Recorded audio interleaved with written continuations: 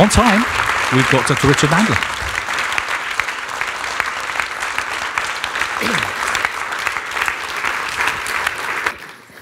Relax.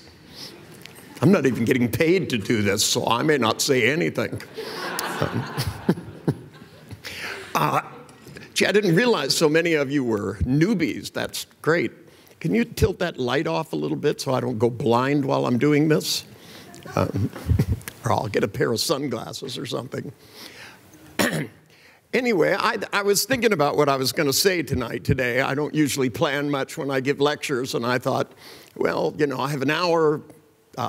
What do I think is important about what I've done? Because for me, it's been 46 years ago I started. And I actually believed that what I was setting out to do would take about 6 months. I was writing my thesis in college, and I said there was 3 things I wanted to accomplish. And by the way, my thesis is now a book, or the first 4 chapters of a book called The Structure of Magic. And I said I wanted to understand how people changed both individually, socially, that is, in the context of their society, because being a person in Uganda and being a person who grows up in the United States is not the same. There are cultural differences, and some of them are huge. But yet, there's the third one, which is we all share a neurology. And in fact, we not only share it with ourselves, 98% of it we share with animals. Our brains are very similar to apes, and they're very similar to pigs. In fact, a friend of mine had a heart operation, and they put a pig valve in instead of his own. And if you knew him, you would know how appropriate that was. Because when his doctor told me that he was going to put a pig valve in, I said, could you put a few more parts in there too, so that women will recognize him when he's coming? And he didn't think that was funny, but he was in the hospital. He still laughed. And he goes, don't make me laugh, it hurts. And I said, ooh, it's my chance. I told every joke I could know. He deserved it.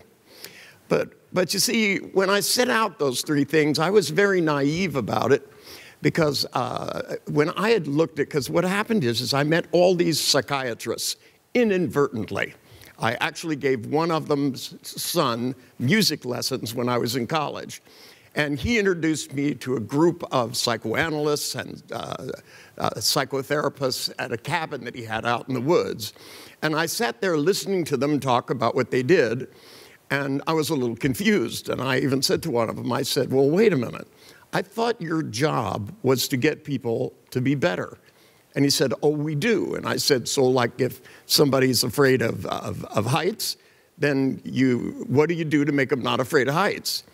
And they said, oh, that's not how it works. I went, it's not? And they said, no, you don't worry about what people want, right? What you do is start peeling away layers of their personality. Now, I don't know about you, when I heard that, that sounded evil. It just did. I said, how do you know when you've peeled one? And the doctor said, it takes years. And I went, years? I didn't even like the sound of that. You know, when you're young, years sound like a long time. I was in my early 20s, and the idea that anything took years, I'd been going to college what seemed like forever. And now I can't even remember the names of my professors, which means they must have had a wildly powerful impact on me. As time goes on, when you get to be my age, you realize that years go by faster than you want them to. That's because you have a lot less left. And you start calculating forward. You go, well, if I live to be 100, I'll have this much time. I could do this much stuff. But when you're 23, you go, oh, I'll do this. It couldn't take that long. And then I can get back to what I really was going to do. Now, when I graduated from junior college and went on to the 4-year university, I was supposed to be somebody that studied computers, but the building sunk. They had just built an applied science building, and it sunk. So they said, you're no longer an information science major, you're now a philosophy major. And I went, do I have to be a philosophy major? And they said, if you don't, it will take a lot longer to graduate. And I went, ew. So I started thinking practically. I thought maybe I could go to 2 colleges at the same time. So I went over to the philosophy department, and I showed them my transcripts and my records. And I had taken a couple of philosophy courses, because you had to. And the professor looked at one, and he said, I'm not going to count this. And I said, what do you mean you're not going to count it? I already got the credits on my thing. You can't not count it. I don't think that's up to you. And he said, well, I don't like this professor. And I said, well, I agree with you. He's a fucking idiot.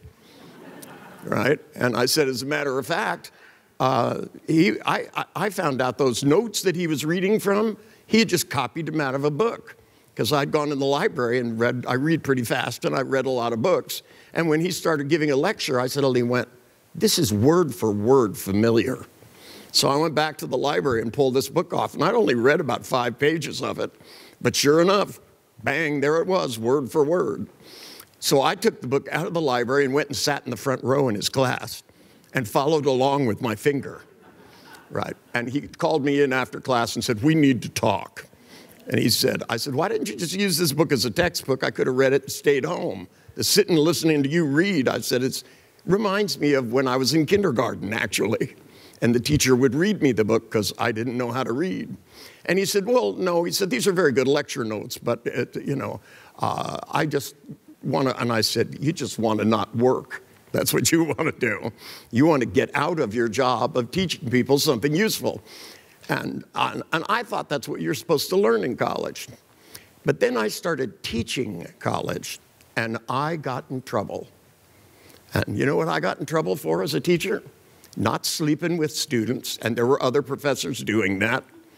And, there were all kinds of, like things you could get in trouble. And they actually have a court called the Academic Senate.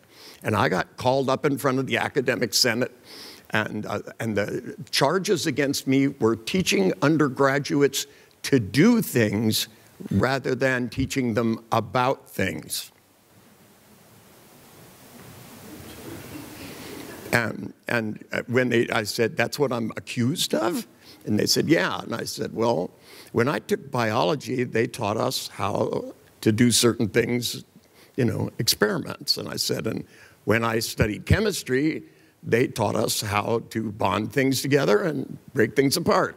Because chemistry, by the way, is really only 2 things. You either put shit together or you take shit apart. And the question is, how do you do it, and what things you stick together and what things you take apart? Physics gets down to that later on. You're either tearing things apart or putting things together. And they tell us stories in science, which they believe are true. Every one of you heard the story. They told us the story. When I was in elementary school, because I lived in the middle of Silicon Valley, which wasn't Silicon Valley yet, but they were grooming us all to be scientists. And they told us that the atom was the smallest thing in the universe, and then it had 3 parts. And I remember being a little kid in school going, huh? If it's the smallest thing, and they said, oh yes, there's a neutron, a proton, and lots of electrons. So I said, so the smallest thing's got parts. Mm-hmm. Well, it turns out Niels Bohr, who won the Nobel Prize for that, by the way, model as I would call it, it turns out it's not true. Later in science, we found out there is, in fact, no neutron.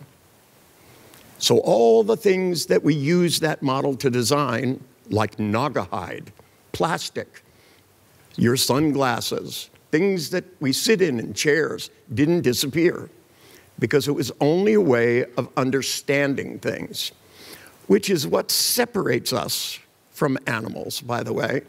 And by the way, it's not necessarily intelligence, because I've had dogs that are a lot smarter than people.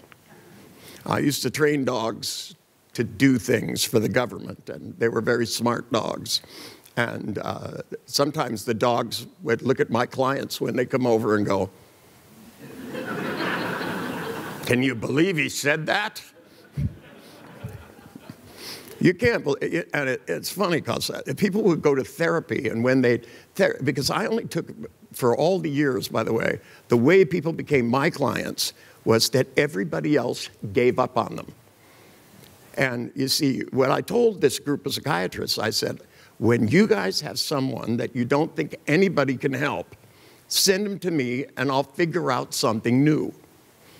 And they went, well, you can't just figure out something new. And I said, excuse me, that's the history of civilization. And not just Western civilization, all civilization. People have been figuring out how to do new things since the beginning of time. You know, that people used to live in caves, and when they ran out of caves, somebody went, we could stack up stones. We'll call them buildings. And pretty soon we have things happen like London. You look around, you realize that every single building in London started as somebody's imagination. Somebody thought it up, and then it became real. See, reality is built out of ideas. It's not built. The universe formed, and we're people perceiving it, but we don't know what it really is. We couldn't conceive. And I love the way people say, the universe was made in 7 days. Well, yeah, but they were really long days, because there was no Earth yet. You know, I'll go along with that one. And even now, through the Hubble telescope, you can look back through time and see light that was there at the beginning of time, which is pretty amazing because you're looking at stuff that hasn't been there for billions and billions and billions of years. And you can go, yep, there it is. So it's not there, but there are traces of it left in time. Now, what makes us different than the stars that blew up millions and billions of years ago, that makes us different because animals plan. You think those lions sitting around looking at that lame zebra over there aren't planning? They're looking at each other and going, you go in from the right, I'll go in from the left. Dinner time. My dogs know enough not to go in the garbage when I'm home. I throw a tuna fish can in the garbage. They look at each other like, wait till he leaves. Now, I went into a place because psychologists, for some reason, have it in for rats. I don't know what the story is, but in my college, there were 2 kinds of psychologists because, by the way, I got kicked out of the philosophy department. And apparently, the chairman of the department, and he called me a name. I wasn't educated enough to know what it meant, by the way. He looked at me, and because I said to him, I said, I want to study philosophy to make new ideas. And he looked at me, and he goes, you're an undergraduate. And I said, yeah. What's your point? And he said, well, you can't just make new ideas. And I said, of course you can. It's been going on for centuries. And he looked at me and he goes, you're an anachronism. So I punched him. I didn't realize what it meant, but it sounded bad. And that was good enough for me where I came from. By the way, I have to tell you, of all the things that Nathan said when he was talking, the one I want you to remember and to visualize his face is when he said, tomorrow is going to be the best day of my life. Guess what? He should say that every night. And so should the rest of you. I got news for you. I worked with people who are in prison. And one of them said to me, he goes, I'm depressed. And I said, you have every reason to be depressed. This place is fucking horrible, right? And I said, but you know how people made it through concentration camps when they were held by the Nazis? They didn't even know if they'd get out. But what they did is they believed, and they thought about what they would do when they got there. And you see, if you don't plan for tomorrow to be great, it won't.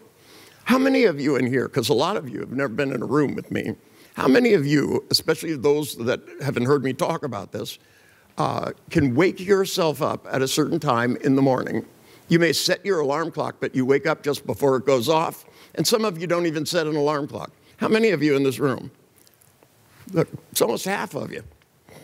Pretty amazing. You just, before you go to sleep, run a little mental activity.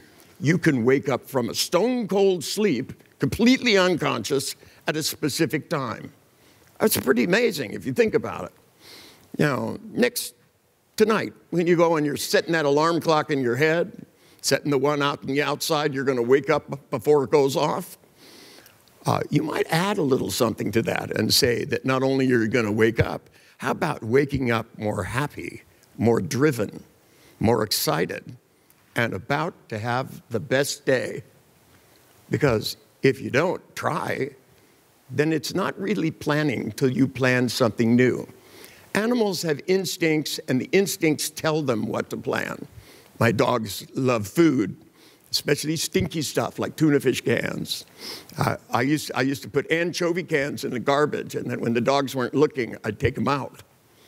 And they'd go in there and find something evil that they didn't like cayenne pepper. After a while, they don't sneak in the garbage so often, because dogs are all about their nose. Now, the psychologist told me, because apparently there were two kinds of psychologists, and they couldn't get along. Now, as a real scientist, I found this hysterical, but I discovered I could graduate easier if I took psychology, because I had all the classes I needed to graduate, but one, because apparently the standards weren't very high. To get a BA in psychology at this university was pretty easy. If you could breathe, you were there. If you went into classes, and most of them didn't even have grades, they came up with the concept, don't grade people and no one will have low self-esteem. I'm sorry, but I don't go along with that everybody gets a trophy shit, right? You should strive to succeed. And if you don't strive to succeed, then you're going to teach people not to better themselves, right? You don't have to settle for a life where you're not happy. And a lot of people do. A lot of my clients came in and they go, I'm miserable. And I go, well, what do you do to be happy? And they'll literally look at me and go, what do you mean? And I go, I thought that was pretty clear, you know. You have to do stuff to be happy. It doesn't happen to you. I mean, people come in and go, I want to be happy. And I go, okay, I'll be sneezy, 5 more dwarfs, and we'll rape a sleeping woman. What the fuck does that mean? Happy is a certain kind of word. In English, it's an adverb. One happily goes to the store. One doesn't become happy unless they're a dwarf. That's all there is to it, right? People go, you know, I want to have respect. It's not a thing. You can't put it somewhere. And I'm sorry, but even winning an Olympic medal isn't going to help some people to have self-respect. They'll get the medal and they'll think about what they could have done. They'll look at Mark Spitz and go, I don't have as many as him. Some people are just never fucking happy. That's all there is to it, because they think about what they don't have and feel bad when they don't even fucking need to. It's a lot of trouble. I know people who run arguments with people in their head and never even get a chance to talk to them. Isn't that fucking crazy? Right? And those people will say to me, they're sane. Right? Psychoanalyst, this is a person that went to college till they were 44. Right? I mean, I don't know about you guys, but I hope to know what I'm doing in life before I'm 44. You know, I try to know what I'm doing most of the time, and sometimes I find out it's not the right choice, in which case, the sooner you figure out you're fucking up, the faster you can do something new. The only difference between me and the entire field of psychology is that when I did something that didn't work, I didn't do it again. I went, oh, that doesn't work. I mean, I toured the clinical psychology field. I tried everything. I tried hugging trees, falling over backwards, arguing with empty furniture. I can't tell you the crazy shit I did in the name of mental health. And to this day, I can't figure out why talking to empty furniture is supposed to make me saner.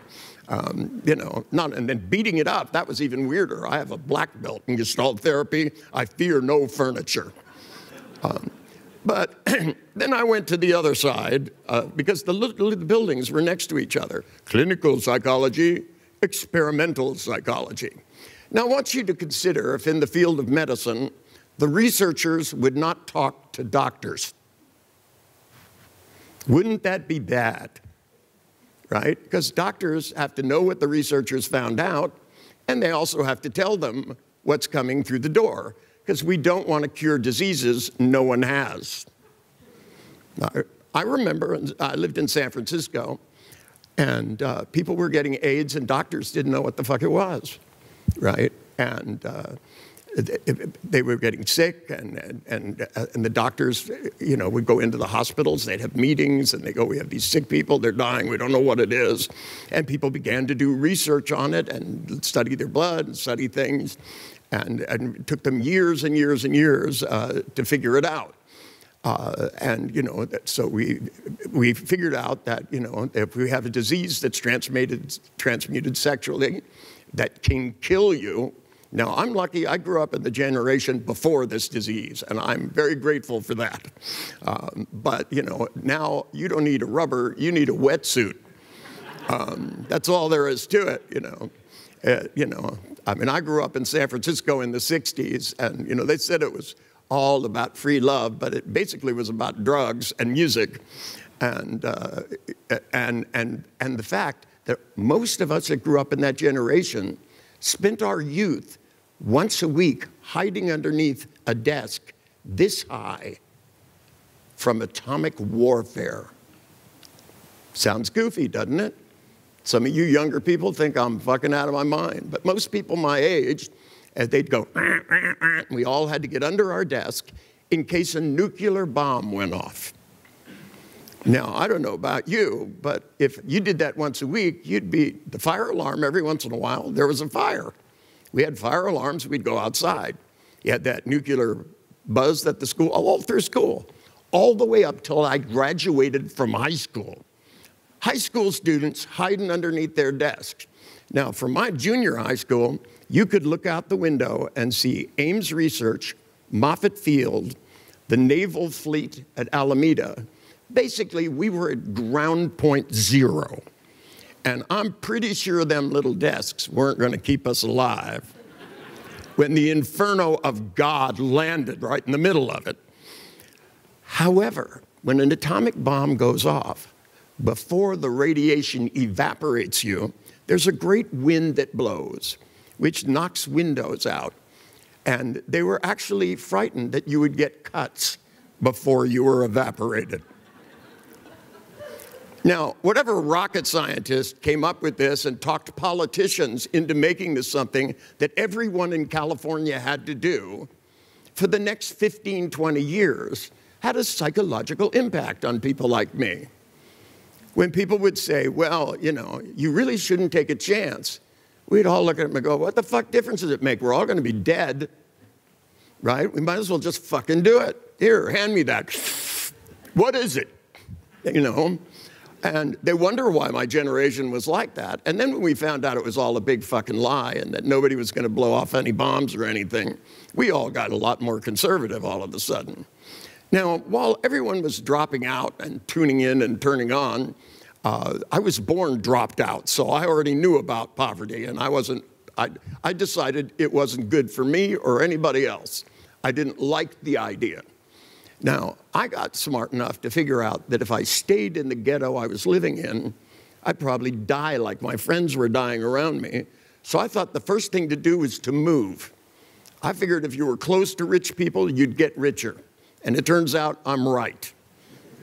And why people live in black neighborhoods, that are poor, go live in a black neighborhood that's rich, for God's sake. Rent a fucking room. Get out. Hang around people. Because when you listen to smarter people, you get smarter. You remember what he said, Nathan? He said, I went to the best to learn things, and I decided that's the best way to do things. And that's what I did. Even when I was in college, I took a physics course, and they were talking about nuclear energy, and I started asking questions, and they couldn't answer them. The professor said, well, we're not at that yet. And I said, what do you mean you're not at it yet? You either know or you don't know. I said, you're saying something has a half-life. How does it know which half-life to have?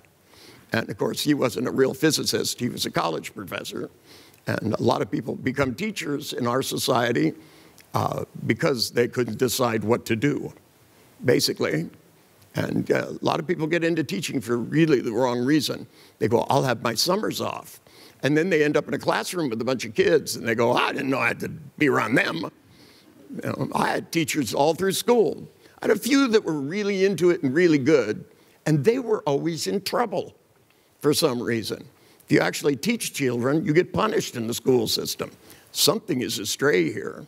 We should be teaching our kids to be smarter. By the way, in about 6 weeks, I have a new book coming out on education. And it's really practical. I wrote it with Kate Benson. It's about how to teach kids to spell, multiply, add, by giving them a strategy to learn ahead of time. Now, when I was in college, I developed, by studying what psychologists did, I thought, look, there's 160 schools of psychotherapy. Sometimes some people get better in all the different ones, but nobody, and I mean no one, is consistently creating a result anywhere. There wasn't anybody that could consistently get people over fears, anybody who could help with depression. There were psychiatrists that would go, oh, you're feeling down? Take one of these little yellow pills 3 times a day, and you won't bother you so much. So people would take their Valium. At one point in the United States, there was an epidemic. That means an epidemic is where more than a certain amount of the population has the same thing. Normally, it's communicated by bacteria, but apparently this was communicated by psychiatrists. It seemed to be the common factor. There was roughly something like 18 to 20% of the population taking Valiums. So you know what they did? They changed the name. They changed the name from Valium to something else. And most people didn't know what the name was, so they didn't give them out. And you know, 12% of the population stopped being addicted to a drug they didn't need. Now, when I would get clients, of course, the psychiatrists would say, well, you know, I have them on, they're fairly stable. And I'd go, what does that mean? They still have the same fucking problems as when they came to you. And they go, yeah, but their anxiety attacks don't happen as often. And I go, as often as what? Their heart beating? I hope not. And they go, well, you know, they only have 15 or 20 attacks a week. And I went, attacks? Who's attacking them? And they go, you know, panic attacks. And I went, really? Who's attacking who? That seems like a good question, doesn't it? But they don't ask, they go, no, that you don't understand. And I go, yes, and I'm very good at it. But the question is, do you? You're the one using the phrase. My favorite phrase they used was a nervous breakdown. They would send it to me and they go, Bob here was at work and he had a nervous breakdown. And I'd go, really, Bob, that's terrible. And you're Bob's doctor? And you go, yes. I go, okay, which nerve broke? And they'd look at me blankly like this. And I'd go, Doc, are you there? And they go, yes. And they go, perhaps I wasn't clear. He had a nervous breakdown, like I don't speak English very well. You know, for me, it's a first language. And I'd go, yes, you said he had a nervous breakdown. Which nerve broke? Doctor, vagus nerve? Something in the corpus callosum? What are we talking about here? Can you take a picture of his head and there's broken nerves in it? What? First time I worked with educationally handicapped kids. And I do love this. I went up to a school because I'd helped the principal of the school recover from a stroke. And he was very impressed with my techniques. And he said, do you think there's something you could do to help children? And I said, there's a lot I could do to help children, but most of it's illegal. I don't think he knew what I was talking about, but it was a long time ago. And I said, for example, if you taught them to be protected from their teachers, and he said, protected? I said, yeah, teachers say dumbass shit. Teachers looked at me when I was in school and said, you'll never learn anything. I could remember it. I played it over and over in my head for years. But fortunately, I put at the end of it, what a dumb motherfucker. I had a doctor only 10 years ago tell me I would never walk again. Just like Nathan, they wanted to do a research study because he actually recovered from an injury by using what techniques? Willpower and exercise. Who would have ever thought of that? You can't write a prescription for that. You know, they rolled a wheelchair in, an empty wheelchair. And I was in a hospital. I woke up in the hospital. I got tubes coming out of holes I didn't know they could put tubes in. Right? I remember looking down thinking, who the fuck put that tube up my penis? Right? And this nurse was in there and embarrassed. Said, did you put this tube in my penis? And she said, no. She said, the doctor did that when you came in. And I said, and what possessed him to do that? You know, I said, couldn't you just put something over my penis? You had to stick something inside of it? And she said, well, we like to measure how much urine comes out of you. And I said, is it like a hobby or something? I mean, I don't get it. You know, do you do this to everybody that comes in the building? Somebody comes in to visit somebody and you go, hey, here, give me that penis. All right. And so, oh, okay, 1.5 ounces from the black guy visiting his mother. 2.5 ounces from the woman visiting her husband. You know, just because there are procedures doesn't mean they have a purpose. Now, when the doctor came in, he actually showed me pictures of my brain. And he was supposed to be an expert on these new MRIs, which were at the time. Unfortunately, I had been studying MRIs for a decade or two, and I knew he had the picture backwards, just to start with. You know, because I've seen my own brain before and lots of other people's, and I know what goes where. I think I was lucky it wasn't upside down. And when he held it up like this, and he said, your MRI says. Now, if he could hear that picture talking, he is in the wrong place. He should be down in the psych ward, right? Because I'll tell you, you know, and you hear crazy shit in psych wards, and most of it ain't from the patients, by the way. First time, Virginia Satir, who I met early on, it's part of why I did all of this. Virginia's one of the few psychotherapists, and you got to love the name psychotherapist. I think it's a great name.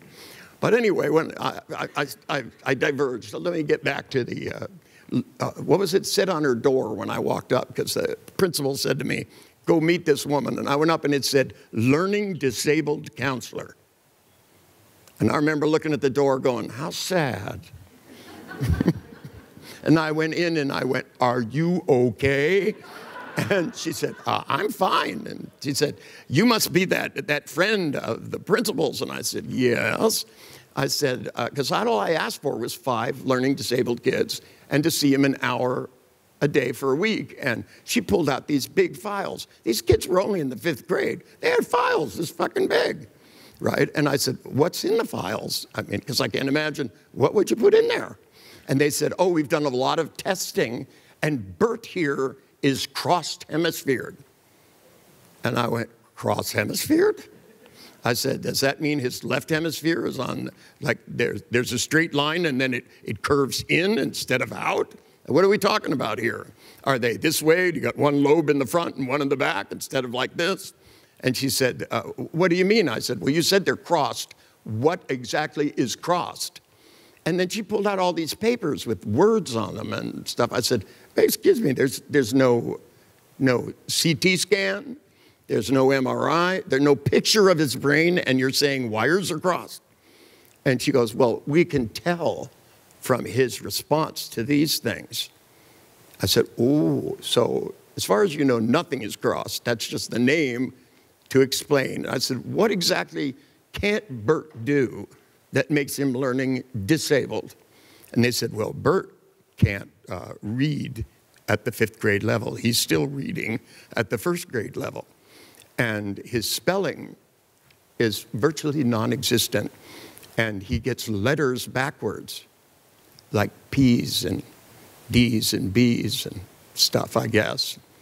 And I said, really? I said, so if a week from now he could do all that stuff, he wouldn't be learning disabled and his hemispheres would be uncrossed? And she said, well, you're not being realistic. I went, I know. It's in my nature. So I met with these kids, and the first day they all sat around. There were 5 of them. I went in a room and I sat down, and the counselor was in the room, and I said to her, you'll have to leave. And she said, why? And I said, because you'll interfere with the process based on your education. And she said, what's wrong with my education? And I said, it's about education, and it's not working. Just wait outside. I said, you could sit outside by the door. Think of it as, what do they do when they send kids to the corner for making a mistake? I said, it's kind of like that, but you've been doing it for years, so just be outside the door, and if kids scream, then you'll know I did something bad. You can protect them. And get a little sun. It doesn't look like you've ever been in it. It's the big shiny thing in the sky, because she was so white you could almost see through her. And I said to these kids, I said, now, do you know why you're here? And they all looked at me and they went, no. And the little girl goes, I know. And I said, what? And she goes, because we're stupid.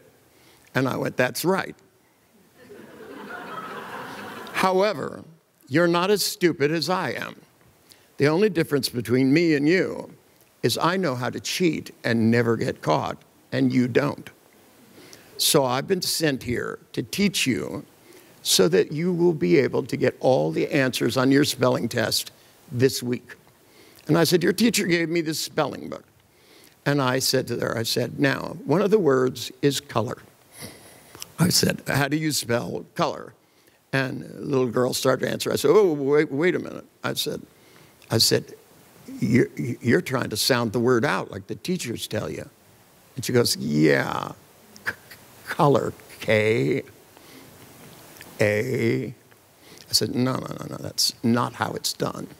So I took and I wrote the word about 16 inches high. I did this because I went and found somebody that won a spelling bee and asked them how they spelled words.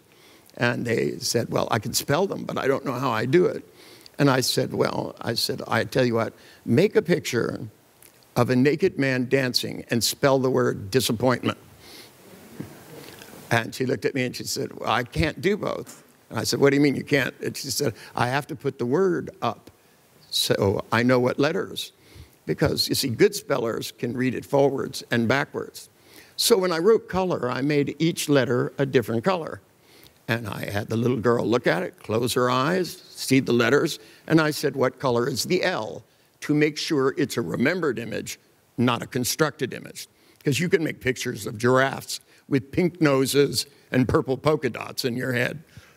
That's not remembering, that's imaging. It's a totally different hemisphere. And the trick is to look at the little words on the paper in your mind, make them real big, and then close your eyes, put it back up, and being able to do that. Once the process is there, I had these kids go through all the words, not for the week, but for the year. And I was only 30 minutes into my hour the first day.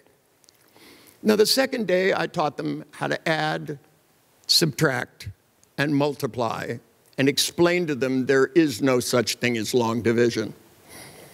There isn't. It's simply multiplying and subtracting. You know, for the fact that they created a thing and then tell you you don't do it right isn't stupid, right? And they tell you to do your work on the paper so that they feel better rather than doing it in your head so you get smart. Great mathematicians do not know how they do what they do. They build a machine in their head that does it for them. Now, when you see a friend that you haven't seen in a couple of years, and you walk up and you see them there and you go, John, right? You know their name. You don't have to go through a long, big thing about it. It comes out by itself. If I say to you, what's 25 times 25? Your brain goes 125. If I go, what's 7 times 7? Your brain goes 49. You don't need to put it on paper and do all this shit. That's only there to reassure teachers. And, excuse me, to create a whole system to reassure people that doesn't work for the people learning things seems like a bad idea. You can create games and automate these things in kids' minds. And, by the way, it's what I do with all the clients I've had that have been given up on. Because I found out the whole field of psychology first started out studying rats, right? And they started out with the premise that rats don't think. Now, this tells me that researchers do not live in the city, because the buildings I lived in, the rats not only did research, had plans, they had blueprints. Good God, they could weave through mouse traps and pull stuff out. They could figure crap out. And believe me, to say that rats don't think, but they don't think enough to make up what the psychologists did. They only think in response to the needs they have for food, for sex, right? Inside the context, whether it's the jungle or in the basement of a building, animals can't conceptualize further.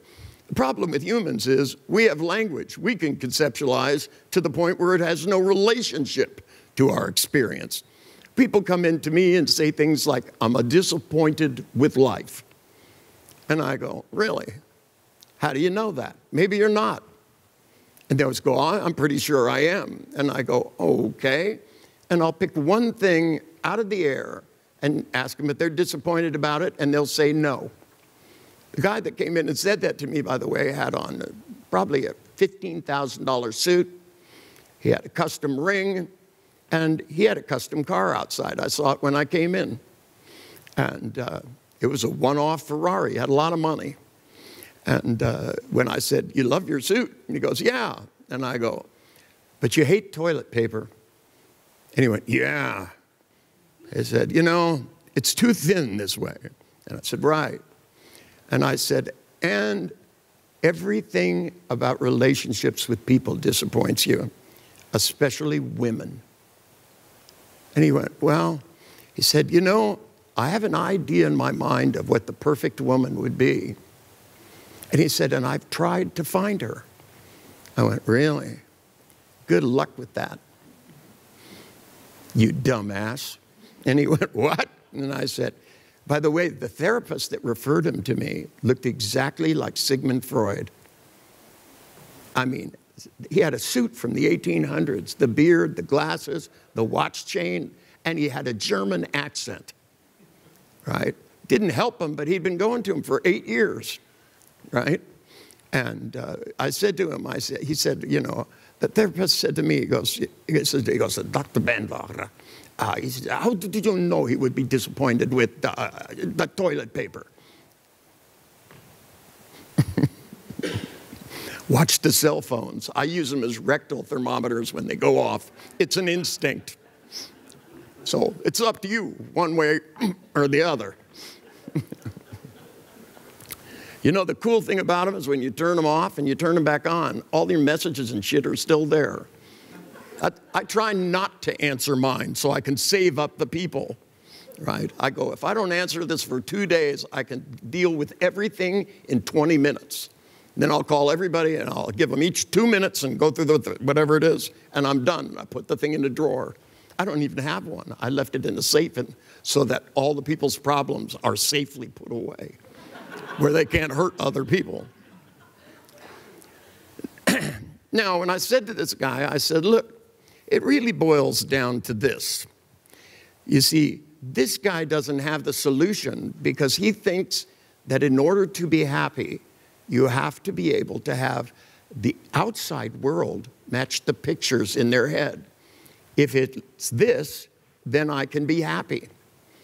I even knew how he picked what the perfect woman would be. He saw somebody happy with a woman. And I said to him, and you thought, I want that. So you put that woman in, you pulled the guy out, you put yourself in, and then you adjusted her so she would fit you a little better. And then you went out and tried to find her. And he looked me straight in the eye. He said, I even gave her a name. And I thought, this is going to be bad. Patty Perfect. Doesn't that make you want to puke? I had to hit him. I just did. And his therapist said that, he goes, in therapy, we're not allowed to hit patients.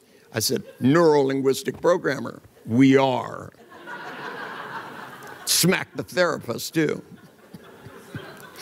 And you know what? Really, only a person who is overeducated would look you in the eye and say, did you just hit me? I go, yeah, I'm going to do it again. And they don't even move. You go, bang, like that. And he goes, you can't do that. And I go, that ship sailed, son. That's over with. If you ain't going to duck, you're a target. That's all there is to it. It's a good thing I didn't have a gun, for God's sake, But I explained to him, I said, look, in the universe, let me tell you, there are different things that you have to decide what you want in life. Now, you're pretty good at going after things you can create. You know, you can create a suit, you can create this. But you see, if you imagine a dress and try to go find it, you could go through 1,000,000 stores and never locate it. You have to go see what's there and find what you like. See, and toilet paper, it's too much trouble to create your own factory just because it's hard to wipe your butt because the toilet paper is too skinny this way. And if you had whiter stuff, there wouldn't be a roll to put it on. You'd have to make another factory and make the things to put your whiter rolls of toilet paper on. I explained to him, I said, look, you have to have a way of thinking about things that makes a distinction between what you find and what you create. Now, early on in my career, a psychiatrist brought me a woman from a mental hospital, pulled her right out of the ward. He heard what I had done with other people in mental hospitals and asked me to go from California to Michigan to see a schizophrenic for free. That was the word that hurt, free. I said, free? And he said, yes, well, she has no money. She's been a patient of mine for 12 years. And he said, I really want to help her because I think I'm in love with her. And I went, what? You know, you're her doctor, you've got her locked in the mental hospital, she's been a patient for 12 years, and you want her to get better because you got a crush on her? You need to get out of the hospital more, doc. And he said, well, you know, in therapy, the most important thing is that you build a bond of trust between you and the patient that's stronger than anything they've ever known in their life. And I went, holy shit. And I started asking if that was true. I asked psychoanalysts, psychologists, and they all went, oh, absolutely. That's my definition of prostitution, by the way. You can talk to the hooker about things you would never say to your wife, right? Excuse me, but I think it's my job to get people to have a stronger relationship with their family and to not want to be around me. And believe me, my patients think twice about coming back. So do the doctors. They go, oh, I got another patient. I got to bring Richard. I need a helmet. And my clients, sometimes I call them up and I go, how you doing? And they go, did I do something wrong? I promise I'm happy. Everything's great. Yeah. And I go, really? And they go, well, I shouldn't tell you this. And I go, probably not, but you're going to. You see, it's not about building trust with people, right? It's about doing your job. If you hire somebody to help an athlete, you know, I've worked with Olympics swimmers for a while, and, you know, I loved it. They told me, you know, that they were shaving the hair off their legs because it would cut a fraction of a second off. And when they told me that when I was first going in, I thought, well, that's kind of ridiculous. And then I looked at the difference between the scores in the Olympics. Sometimes it's a 100th of a second, right?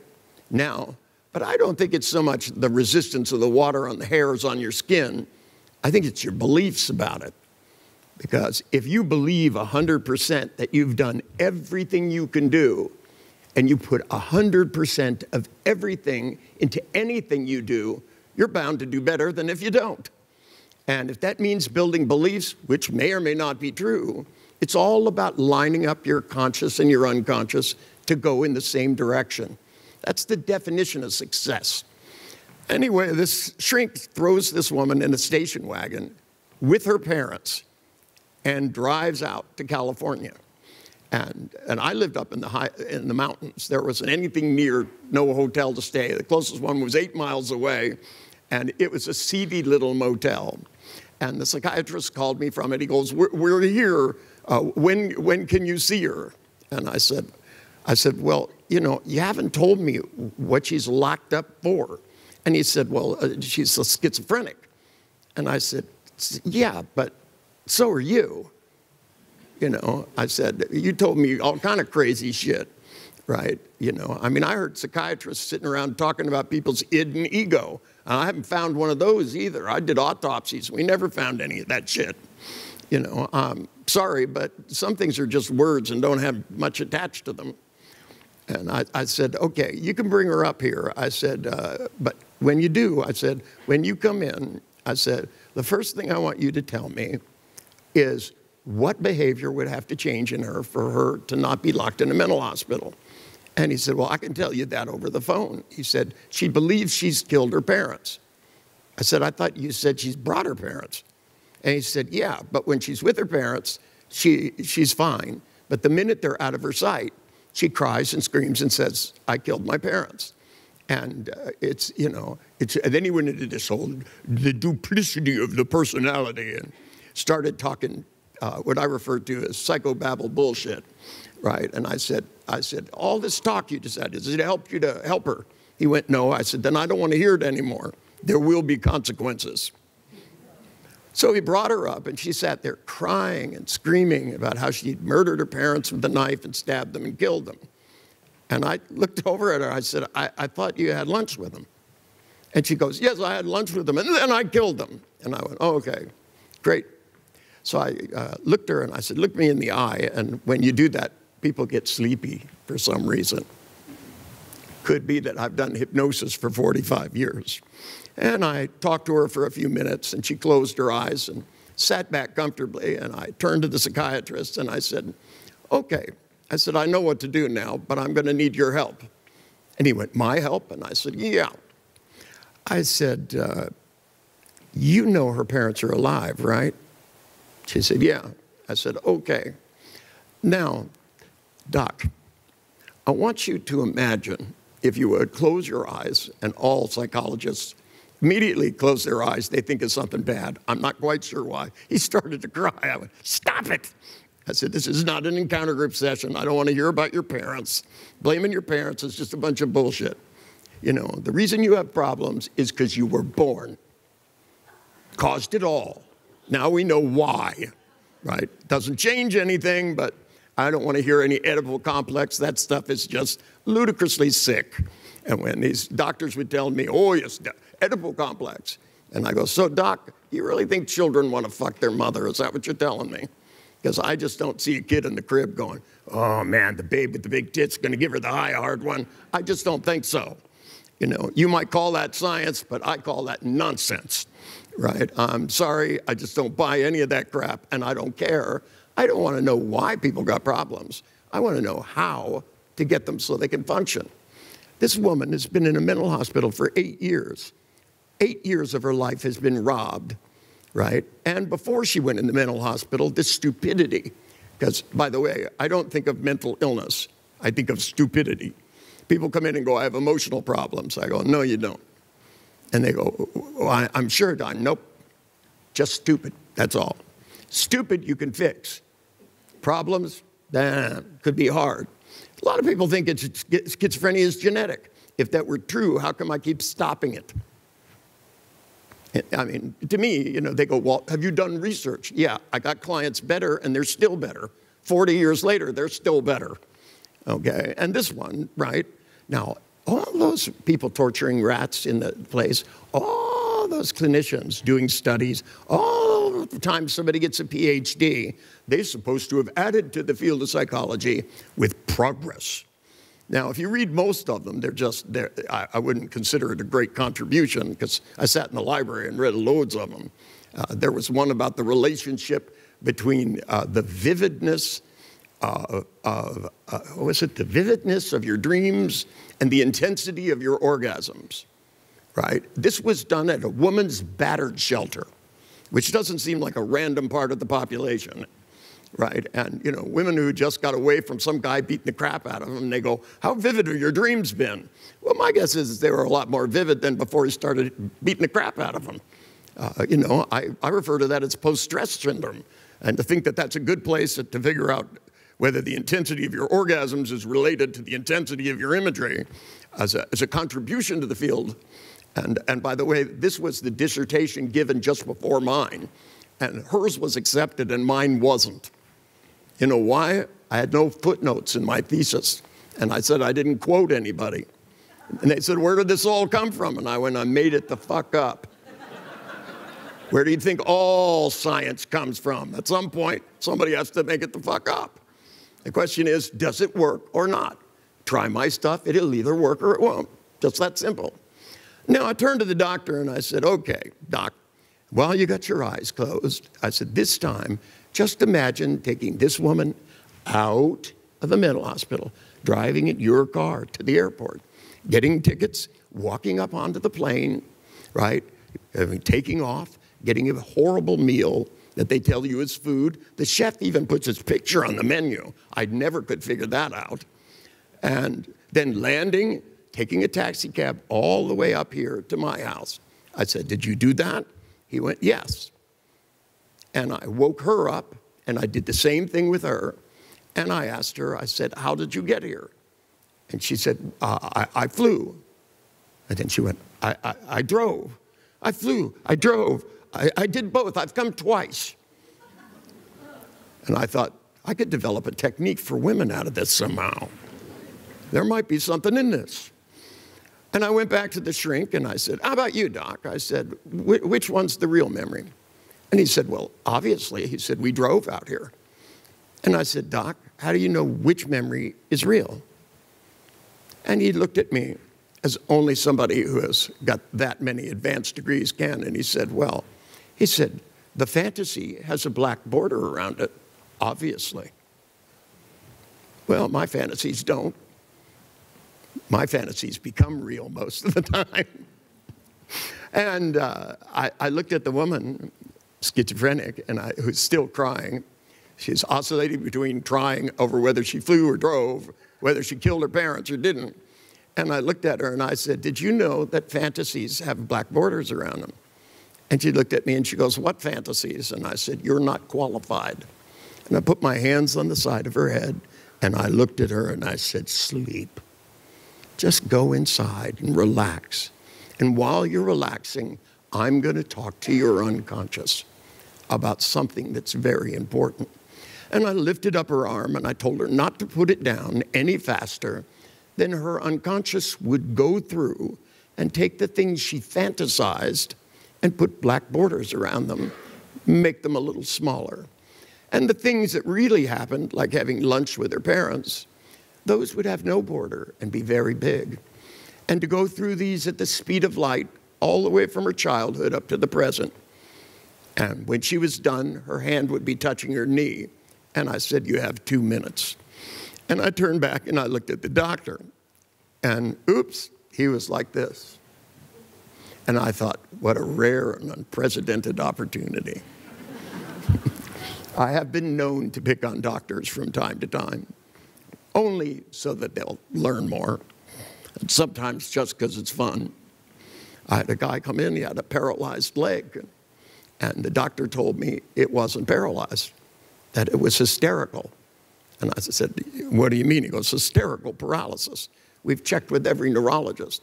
So I hypnotized the guy, and I moved the paralysis to the other leg and woke him up. And he limped around the room on the other leg. And he turned around, and he looked at me. He was actually furious. And he looked at me, and he goes, this is not funny. And I said, well, actually, it is.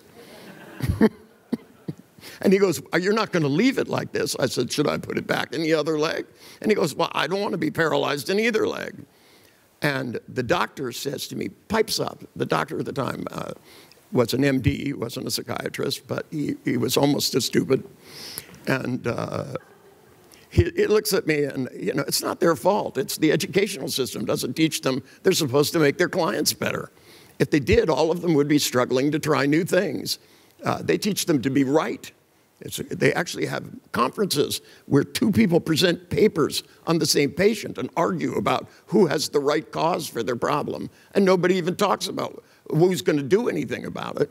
But anyway, the doctor pipes in and he goes, excuse me, he goes, you know, if you just suppress the symptom, hypnotize them, he goes, the symptom will come out somewhere else. And I went, cool, I think that's so fucking great. Mathematicians, that's all we do, you know. We squeeze these numbers and those change. I mean, that's what mathematics is. I don't think he thought it was supposed to be a good thing, though. He told me, he goes, no, when you suppress a symptom, it will come out somewhere bad. And I go, where is it written?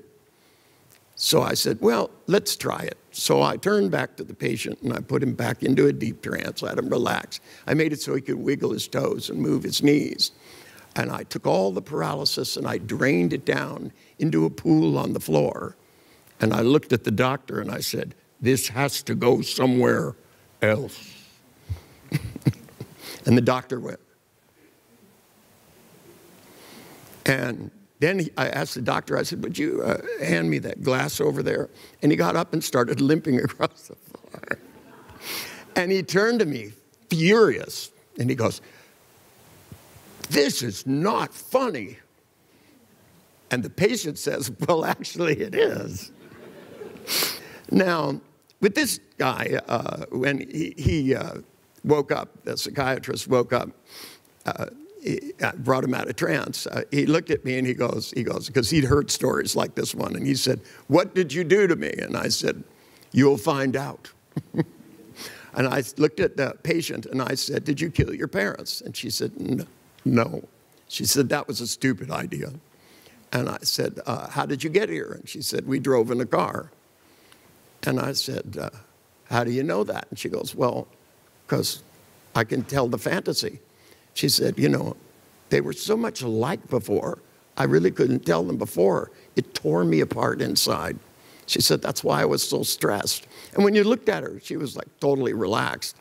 And the doctor was stressing out like crazy. And he looked at me and he goes, it can't be this easy. And I went, okay, I'll put it back. And he went, no. And he goes, but how long will it last? And I looked at my watch. I said, this has taken us 42 minutes to do. So if it comes back, next time you could probably even do it faster. You just have her close her eyes and put the black borders back in the right place. I said, does it really matter? I said, and I said to her, I said, can you even imagine thinking you killed your parents in the future? And she said, I can't even believe that I did think it. She said, it seemed so real at the time. Well, yeah, but we have a way of knowing what's real and what's not real. And by the way, I'll point out to all of you, most of the time you're wrong. You know, a lot of you have made mistakes about what you thought. You thought you put your keys on the table, and you kept going back to the table, and the keys, the more you looked, the more they weren't there. And then you found them in your hand. It happens all the time. We believe shit that's just not true. It's not till you come to your senses, it's not till you listen to people that you find out what goes on. So I tell you what, put your feet on the floor for a minute, if you will. Since so many of you are new, I'd like to leave you with a few ideas to think about tonight. And I tell you what I want you to do. I want you to take a really quick breath in through your mouth, okay? Hold it for a second, and then slowly let it out through your nose. Much slower than that. We'll try it again. Deep breath in, hold it, and then slowly let it out through your nose, and just close your eyes, and Graham's going to play a little music. And I'm going to talk to your other mind, which has been close enough to hear me. Because you see, I think real change, where you really get a jump on life, is when you line up your conscious and your unconscious. Nathan described to all of you that he couldn't even remember making the jump because there was a moment of synchronicity where he was doing consciously and unconsciously exactly the same thing with every fiber of his soul. So right now, I want you to try one more deep breath in and then let it out through your nose as slowly as you can. And pull your hands apart, put them on your thighs. Just put your palms down and just rub them back and forth a little bit. And if you're talking to yourself, do so in a sleepy voice. If you're going, I don't know if I'm doing this right, go, I don't know if I'm doing this right. It doesn't matter so much what you say. It's more important how you say it. Because tonight, when you sleep and when you dream, the unconscious portion of each of both of you, is going to have a moment. Well, you'll still be awake, but you're kind of asleep. And then suddenly your conscious mind is gone. But just before that, it's even called the hypnagogic state. Because if you breathe in through your mouth and slowly out through your nose, and say to yourself on the inside, just, which in English means only, relax. Just relax. Now, my favorite word in English is the word soften, because even if you just say it, it feels good. And if you go inside your head and say to yourself slowly and congruently, soften. Soften your muscles, soften your smile, soften your own tone of voice internally, and just relax for a moment. And let yourself go back in time to when you were much younger. If you're a psychologist, please do not pick anything unpleasant. We're only looking for pleasant memories. I want you to find a time and a place somewhere in your life that you can remember vividly.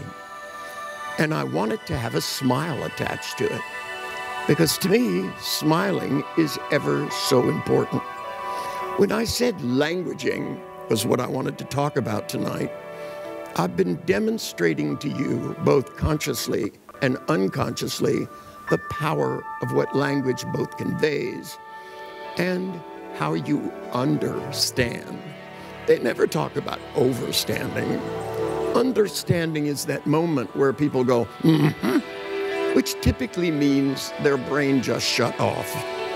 When I'm explaining to people things and they go, I know I have to start over again. I go, because it triggers something in the brain that gets you to think more on purpose. You see, thinking on purpose is where you take ideas that aren't working and you change them. I know a lot of people who are afraid of things. People tell me they're afraid of heights. And when I ask them how high they have to be afraid, they actually quantify it. With some people, it's 2 stories. Some, it's 3 steps. Some, it's 6 feet. They know when to turn the machine on in their head. And they know what the machine is. They actually see themselves falling. They see themselves falling off the side of a building. And suddenly they feel frightened. Well, yeah, but that's a bad plan. If instead, inside your head, you saw yourself doing well, standing comfortably, well, you'd do much better. Now, I want you to wiggle your toes a little bit. People forget they have them. Now, your mouth and the motor cortex that has all your fingers and your muscles, all kinds of things on the motor cortex in the brain, but yet almost 1/3 of it is designated to the mouth. Because of the nuance of speech, because that's how we take in food and chew. It's how we kiss, which starts everything for our species to survive. A lot of everything that goes on. Now, the nuance of those muscles are not really used by most people. And since they're not used, they're out of practice. So we're going to do a little practice. I want you to wiggle your toes, feel all the way up your legs, and smile as big as you can with that memory. See what you saw when you were there. Feel what you felt, hear what you heard, smell it, breathe it in through your mouth, and smile till you show teeth. It doesn't count if you don't show teeth. You can do better than that, believe me. Now, if you could smile for absolutely no reason, imagine how much more you can smile when you start giving yourself a reason. Because tonight, while you sleep and while you dream, your unconscious, which is close enough to hear me and understand, will start to go through all the wonderful moments you've had in your life. You see, I know people are really good at plucking out the crappy moments, but enough is enough. Those moments should just shrink and fade away. You wiggle your toes again, one more big smile. Take a breath as it comes up and smile and realize all you get in life, the currency of living, is one moment at a time. Now, Nathan said, tomorrow's going to be a great day. But I'm going to say, what about dinner tonight? What about after dinner? What about when you first lay in the sheets in your bed tonight? Shouldn't each of those moments become more special? Somebody once said to me, you take life one step at a time. Well, I like to think you take it a moment at a time. And as you magnify that good moment, slow time down, you realize that at one point in your life, you had a really good kiss. Now, that third of your motor cortex was involved a lot more in that kiss than most of the kisses you have in life. Before I left, my mother was having her 90th birthday, and she leaned forward and kissed me. And I realized pretty soon that's never going to happen again, because I love my mother, and the one thing that's true about every love story is that it ends in tragedy for one person. That's how it happens, or it wouldn't be love. Sometimes people walk out the door, but sometimes they walk off this dimension of living. And some people, all they think about is the pain they feel when someone goes away. They forget about all the moments that made it worth having that much pain. That's how you get over grief, and that's how you get over and become resilient to anything. Sure, there's suffering in this planet, and all kinds of things have to happen. We got to make the world a much smarter place. People are killing each other over ideas. You know, it's ridiculous, you know, because you cross from the United States into Mexico, and there's all this poverty, and then you go from Mexico to another place and part of Mexico, and everybody's rich. And what's the difference? Well, the difference is, in free societies, at least you stand a chance of doing things yourself. But you see, it's not going to come from the sky. You don't find happiness. You find a nickel on the carpet. You know, you don't find love. You do these things. You happily think about your past, or you don't. It's just that simple. When you have a thought that bothers you, you got to shrink it down and push it away. Blow it up in a puff of smoke. And remember, if I can have that good of a kiss one time in my life, then I should be able to use that as a gauge for the next moments I'm going to have. You know, God, in all his infinite wisdom, when he created this universe, paid great attention to detail. Hundreds of billions of light years of time. And here we are, the species, looking at it. And in the design of us, God put our nose over our mouth. That was a smart place to put it, so you could smell food coming in. Organize your digestive system to digest it. Most people don't breathe in through their nose when they're putting food in. God should have put their nose over their ass so they'd known what they shouldn't have eaten. But you see, most people don't think on purpose. They don't live on purpose. They don't make things special enough. And you see, that's not going to happen to you. It's an activity. It's something tonight while you're sleeping and dreaming.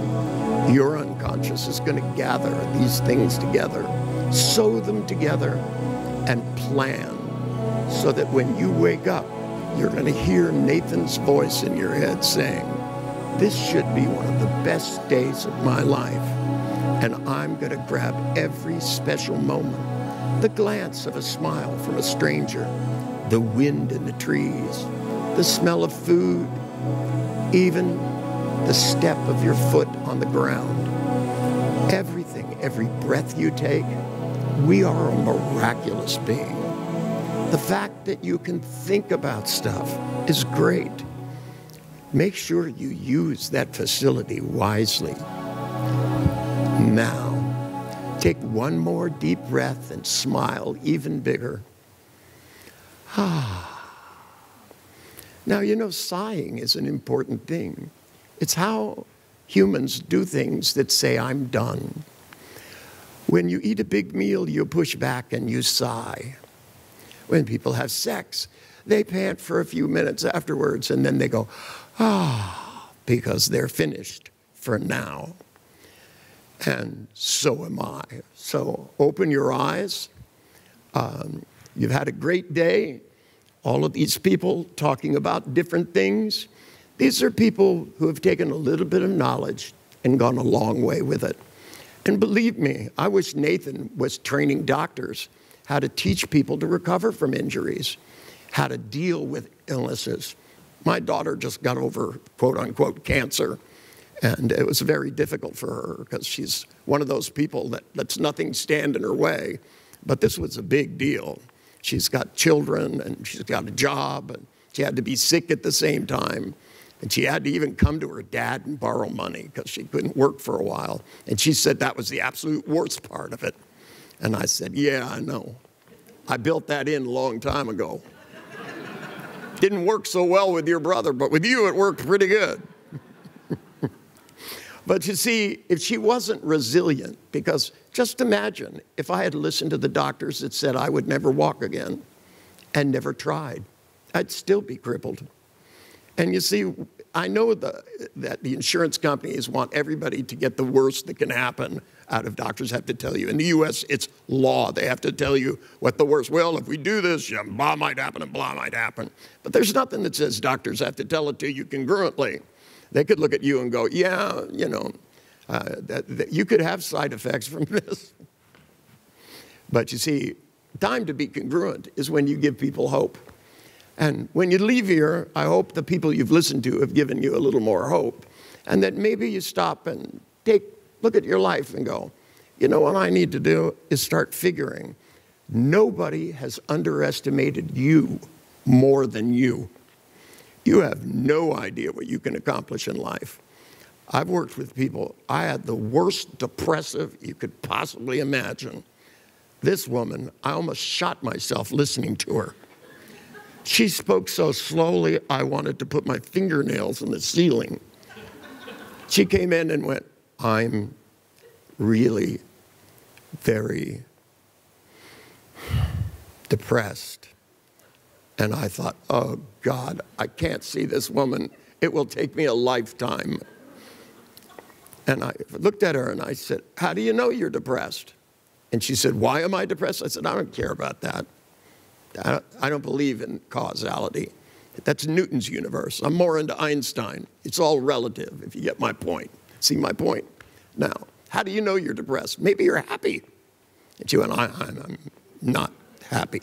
And I said, well, how do you know you're depressed? And she went, I feel encased in cement. And I jumped up and banged her on the head and went, bang, like this. I went, free. And she looked up at me and went, it's gone. Now, I have no fucking idea what happened. But 4 years later, I ran into her on the street in San Francisco. And I walked up to her and I said, how you doing? And she turned around and she went, Richard, did you come to see my show? And I went, show? She pointed up and she was headlining in a comedy act. And I thought, that is not what I expected at all. When I first met her, if anybody told me she was going to become an entertainer, I would have said to them, I don't think so. But you never know. See, you shouldn't underestimate yourself. I never underestimate my clients because they come in and tell me what can never happen, and they've been wrong about everything else. I assume they're wrong about this. Ask yourself, how many times has a doctor told you something and been wrong? Told you had something, then made you come back and gave you a different drug and told you it was really something else. And, I mean, they make mistakes. Doctors, it's an empirical thing. I mean, medicine is a very empirical science. There's a lot of trial and error. And, you know, not that I like being experimented on, but I've had some real experiments run that turned out to be the wrong ones now and then. I was told once I had a flu and I actually had a stroke. And, you know, they gave me antibiotics. I kept getting sicker and sicker, but I really didn't have anything you need antibiotics for. And my legs swelled up like a balloon. And deep vein thrombosis. And when I looked at the doctor and they did all these tests, and the doctor said to me, oh, there's no reason why your legs should be swelling up. And I said, but look at it, it's swollen. I said, it's got to be a block in an artery. He goes, we put radioactive shit in my leg and looked. And unfortunately, it wasn't there. It was right above where they looked. Right? They just didn't look in the right place. It almost killed me, you know. But I have this thing, if what's not working, I go somewhere else. I went to better doctors, better hospital. And they told me if I checked out, I'd die. But I think if I'd have stayed, I'd have died. I said, I'm going to a better hospital. You guys you have a really good attitude, but sorry, you're not helping me. And the doctor goes, well, he goes, you have to sign this. It says we're not responsible. I said, oh, hey, I'll verify. You're not responsible at all. I'll tell everybody you're not responsible. Anybody who's coming in the door, hey, they're not responsible. They're not responsible doctors here. You know, until the internet, doctors had to rely only on what they knew and found out from their friends. Now the internet, they can actually look up diseases when you go in and find out. Because my wife, not the one I have now, but before I had a wife who died, she had a very rare disease. And once she had been diagnosed, the doctors didn't know what the fuck to do. And actually the internet had just started, and the guy who worked for me, who was a real computer genius, went in and found out who the world's leading authority on this was and told me, and I called him on the phone. And I'm at the hospital on their phone calling. And he was so helpful. He said, I'll send you all the protocols for medication. I'll send you the research that's been done. Not much because it's a rare disease. And I turned to the doctor and I said, the world's leading authority on this is willing to send you all the information and the protocols that have been helped and everything. And he said, I don't want any of that. I haven't got time to read that stuff. I said, so you're going to help my wife without knowing how to do it? And he said, well, how do I know this guy's the world's leading authority?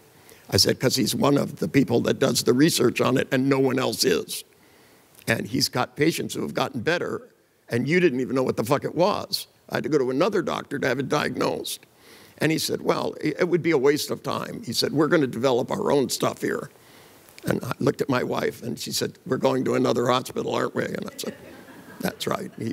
And I said, don't tell me. She'll die if I take her out of here. I know how it works, right? But and then they actually had the nerve to tell me. They said, well, we have certain procedures you have to follow before you can check out. And I said, who the fuck's going to stop me? Right? Because I live in Texas. We get to carry guns. You have to carry clubs and knives in England, right? They want you to remain much more primitive here. If you get pissed off, you have to beat somebody with a stick. Someday they'll outlaw sticks, don't you think? That'll be the solution. Because after all, it's the guns that cause the violence. It's not the people holding them. You know, the problem is they didn't have a happy childhood. Well, I didn't have a happy childhood, and I don't go around killing people. I go around trying to make them happier. And people still get pissed off at me for that. You know, people go, you know, the only reason you're doing this is to try and make us look bad. I had a psychologist tell me that one time. I go, yeah, I cure patients every day only to make you look bad. I sure have nothing better to do with my fucking time. You know, and my patients only get better just to spite you. Right? They go out and live a happy life every day just to fuck with you. Anyway, ladies and gentlemen, you have a nice evening. And I know I'm going to be seeing some of you the next couple of days, and hopefully some of the rest of you in the future. Thank you so much, Richard. Thank you. You bet.